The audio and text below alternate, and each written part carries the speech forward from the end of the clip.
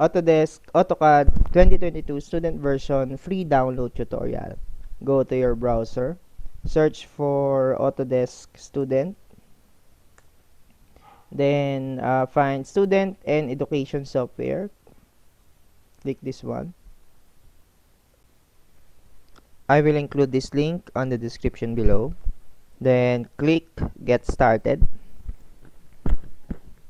So if you don't have an Autodesk account, just click create account. So I already created an account with my email. So Autodesk will not accept it again, no, for creating account. So I will show you for the purpose of this tutorial. So click create account.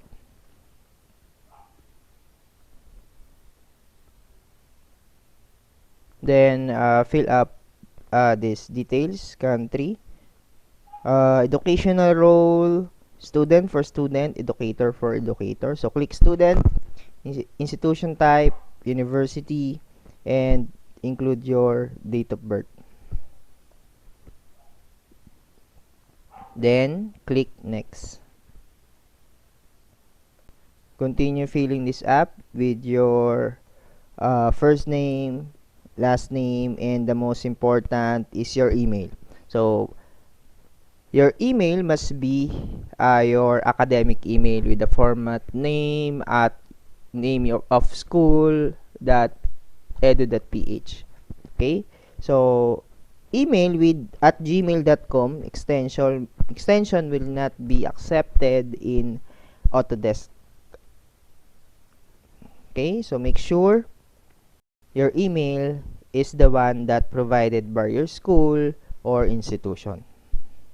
Again, I already created an account. Therefore, for this email, Autodesk will not accept it again. So, assuming that this email is accepted by Autodesk, and as you can see, this account already exists. So, don't worry if you don't have an account on Autodesk yet.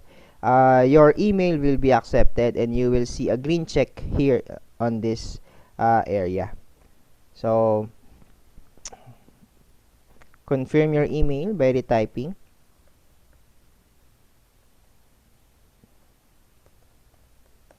And then set your password. At least one number, one letter, 8 characters. So, again, it will not be creating another account because I already create an account for this email.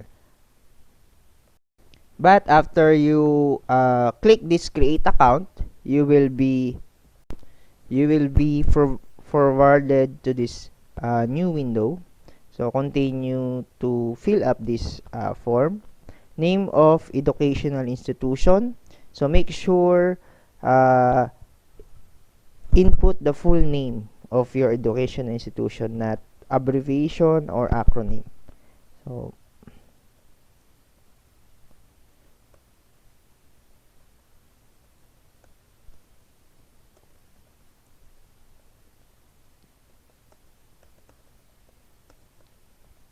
okay, and click suggested name for your institution.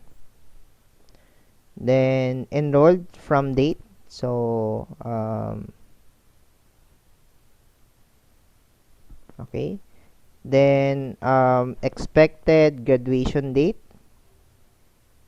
So just estimate your graduation date. Then click next.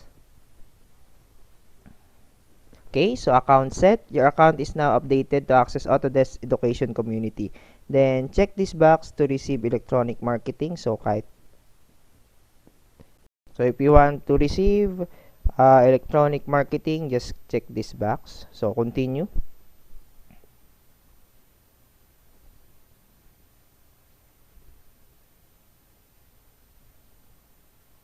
Okay. Then we will be forwarded for this new window for Autodesk, and we can now download AutoCAD. So get started. Autodesk. Confirm your details. So click confirm.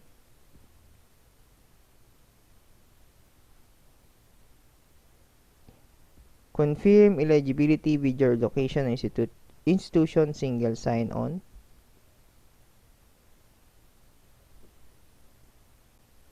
Sign in your education Gmail account.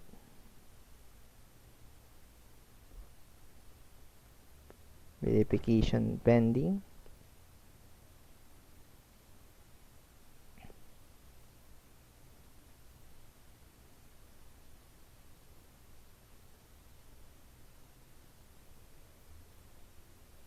Okay, just wait.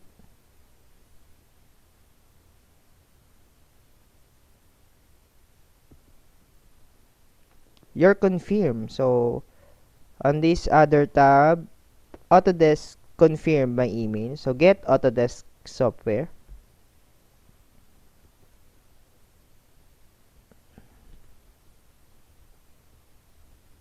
Okay. Then, find AutoCAD again for Mac if you use Mac, and this is for Windows. Then you can now install AutoCAD. So you can select what version. So the latest is the 2022 version. So of course English. Then install or download. So we will download it first. Okay, then I will be back for installing this AutoCAD 2022.